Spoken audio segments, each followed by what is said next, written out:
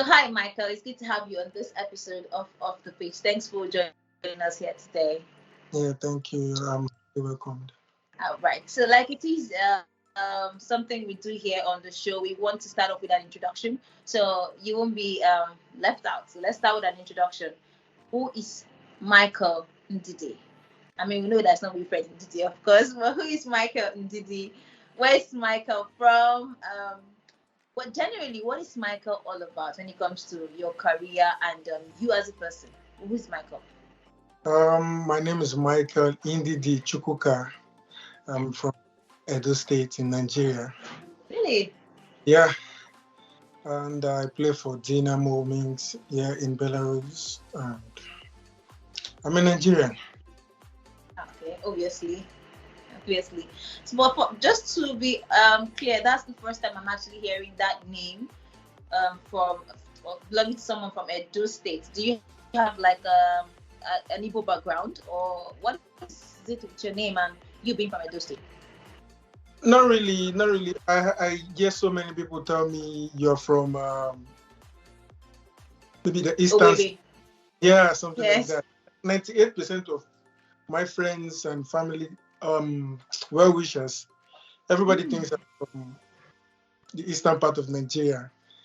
We have a similarity between our culture and the Igbo culture. Like our spoon is the same thing with the spoon. Water is almost the same thing. So almost like a Delta Igbo. Oh, like, when you say spoon, do you mean like cutlery or spoon? What I mean is most of our words is the same in Igbo language.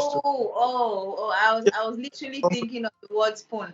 I was literally, okay, that's interesting. I know about the Delta Igbos and the Eastern Igbo having similar cultures, but I was not thinking you were from that. But when I saw your name, I heard you say that, I was actually really shocked. I needed you to clear that out. But that's good to know that you are actually Nigerian and you're from Edo State and you're doing amazingly well for yourself and the international front. So coming back to your career a little bit, I want to fill us in on your Nigerian professional football career. How long did you play in the league? And then looking at where you are at the moment, what would you think? How would you compare the Nigerian professional football league to that which you're playing in Belarus right now? Generally, just give us a brief history from where you started to this particular point. Okay, if we want to touch the scratch, I think I should start from how I started playing in the Principal Cup in my secondary school days, and went further to the Lagos State Junior League, which is not in existence anymore. And from there, I went to the Amateur League in Nigeria, and from there, I went to the Pro One, and here I am today in Belarus. Oh, really? So how has the journey been? Like I said, I know that there's so much different when it comes to structure, when it comes to organization, and then being that you featured in basically all that is when it comes to Nigerian football. How would you compare that, the structure and organization to that of Belarus? There are a lot of differences, of which is obvious, everybody knows, in terms of professionalism, in terms of teaching the game itself, hospitality, in terms of player welfare, and how secured you are in a foreign land. Playing back then in Nigeria, you know your career is not secured. You know the system of the game. You know how it runs. So I don't think I start talking about how corrupt the system is and the progress. You know, in Nigeria, you can be on a particular stage for many years. But if you're in Europe, if you keep playing well, you at least you know there's a future, there's a career. So the difference is probably the progress and the environment, the weather and everything. Okay.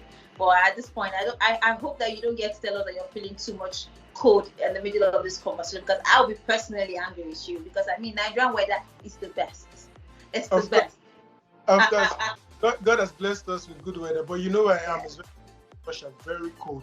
So just before we move away from your career, I know it's every dream of a Nigerian player to feature in the national team, that is the Super Eagles, the Golden Eaglets, the Flying Eagles, whatever national team you find yourself in. But for you, how has that experience been? I've not seen so much of you in the Super Regulars in the national team, and then what are you trying to do differently to become a regular face, more like a household name? I was in the Okay. under 20 camp, like the 20 and 19 set. I was in the camp for almost a month, even to the provincial list. I was in the team, and it is great pleasure to be among the national team. Of course, you know that, and it's a thing of joy to represent your nation. Of course, we are working towards that. So yeah, like I said, what is it for you moving forward when it comes to professional football? Because no, Belarus is not a place where football is ultimately recognized. So I mean, how do you plan to make yourself available for the world to see moving forward in your career? Okay, for every successful player, there's always a starting point. Should I say this is more like a starting point for me? And I have not played up to the middle of the season. I'm already getting offers from other clubs, other countries. That's a secret. Yeah, okay. Now I'm just applauding to that. Okay, so by the grace of God, before the end of the season, I should be making a switch to what you mentioned, a recognized football country. So with that progress, Right. follow. Yes, we wish you all the best, and we hope to get to see you maybe perhaps in the AFCON 2023 playoffs starting off in June. We hope to see you also there. That's the whole plan because well, moving forward away from your career, let's move right into the reason why we're having this conversation, which is matters of the pitch. This is where I like to get up front with you, like up close with you, and just know exactly who this man is outside football. If you take away football from Micheal Ndidi, what would be made of him? So let's start with that. What's your routine outside football? How do you spend your day if you're not on the pitch? What's your off the pitch routine? Off the pitch, I had to engage in a couple of things. I love to swim. I love to stay on Fish. video with my family, and I love to be on my phone. Oh, really? So you like to chat a lot? You like Instagram Live? You like TikTok Live? You like Snapchat Live? And all the lives that used to be. Is that what it And is? influence and Instagram. An influencer. I like that. All right. So talking about family, you mentioned family, and that takes me to my next question. So is Micheal a family man? When I mean family man, I mean, do you have like a wife, or do you have a girlfriend? Do you have a partner? Is there some sort of relationship anywhere in Michael's life? Romantic relationship? There is a relationship. There is a relationship. Nobody ever says no. That's the problem. Nobody ever says no. Yeah, like everybody. I'm just joking. I mean, it's a good one. I'm just being honest. There's a relationship. All right. So we're looking at having like children, coming up soon. In the future. In the future. Anyways, like, what is that one thing you miss about Nigeria as a country? I'm talking about the food. Maybe it could be family, or maybe it could be a person. But generally, like all around, what is that one thing you really want to be with you wherever you are from Nigeria? To be honest with you, I missed everything. Everything from the food to the family to the friends. To the group. Sorry? The group. The group.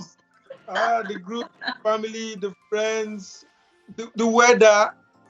I see. It's really crazy. It's really crazy out here when you have to go out putting on some armor as if you're an army preparing for a war. You're not free. I can't even remember the last time I wore short knicker outside, and I'm a kind of a short knicker kind of person. So you can't dress days because of the weather and the food. If I tell you since I came here, I've not eaten pepper. Man, it's crazy. This is the funniest part I've ever. Pepper. So you want pepper? You like pepper? I've not eaten pepper. Sometimes I feel like I've not eaten all through the days I've been here. Oh my god. Anyways, so basically, you say you like to swim, and I just know aside football, if one day you don't get to play football again, what is that one thing you pick up and say, okay, this is what I like to do, and I'll make a career out of it? One thing I would love to do, business. That is why I am going to a university here. I'm studying while I'm playing, so I could end up bagging up a career. That's nice.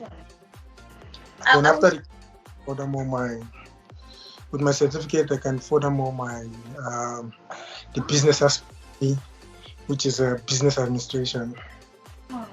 You can tell from the smile on my face, I am more than impressed. You're literally the first person on the show as a footballer to tell me that you're actually in school. You're not planning to go to school. And that is impressive. At this point, you actually deserve a round of applause from the bottom of my heart. You actually deserve a round of applause. That's impressive. I mean, you have the future figured out. I mean, we have to always plan for the future. That's why we're living as human beings. So yeah, that's really impressive. And I wish you all the best moving forward in that part of your life. Okay. So yeah, I'm about to get to the final segment of the show. So this is where I get to test your knowledge of the Super Eagles. That is the team that you, as a player, always aspire to be in. And for that reason, I expect you to have so much knowledge as regards to the Super Eagles. So I'm going to test your knowledge, just a few questions, like 3 questions about the Super Eagles, and I want you to answer with full confidence, even if you are feeling it. So, and if you fail to answer it, you're going to do me a song. To the final segment of the show. This is called the quiz segment. So the questions are just 3. You need to answer all 3 of them. If you fail to answer all 3 of them, you have a penalty. Are we good to go? Okay, we're good to go. All right. So we're starting with question number 1. Yes, question number 1 goes: Nigeria first qualified, that is the Super Eagles, first qualified for their first World Cup in what year? 1994.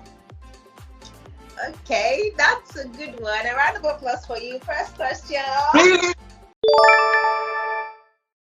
Why did you sound shocked? So you actually did guess? No, I saw something on your face like, this guy's wrong. So I was happy. All right, that was correct. 1994. That was when they qualified for their first World Cup. I was sadly we couldn't qualify for this year's World Cup.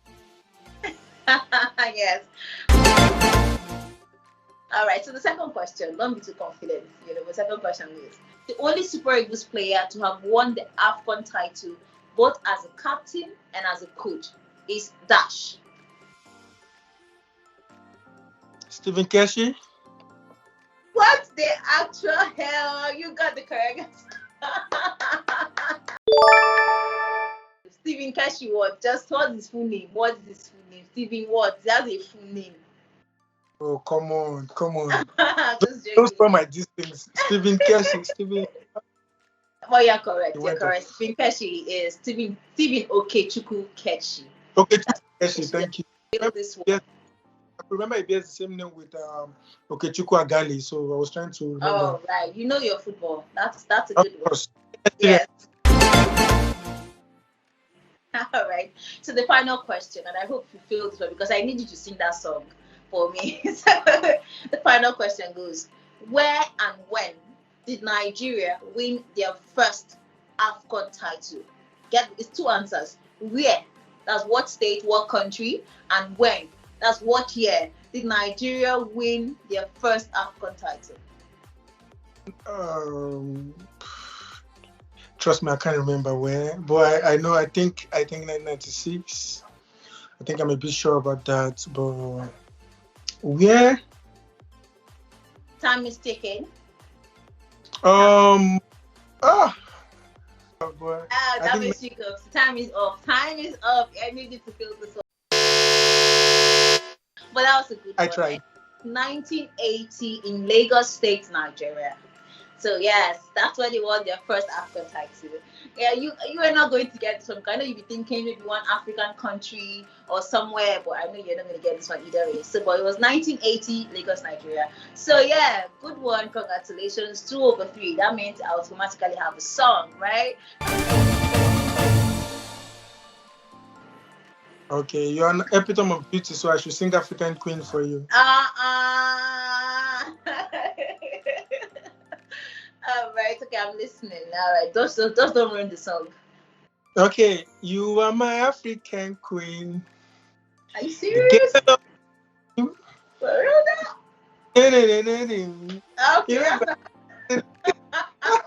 I hope Two-Face does this. He's going to see it, definitely.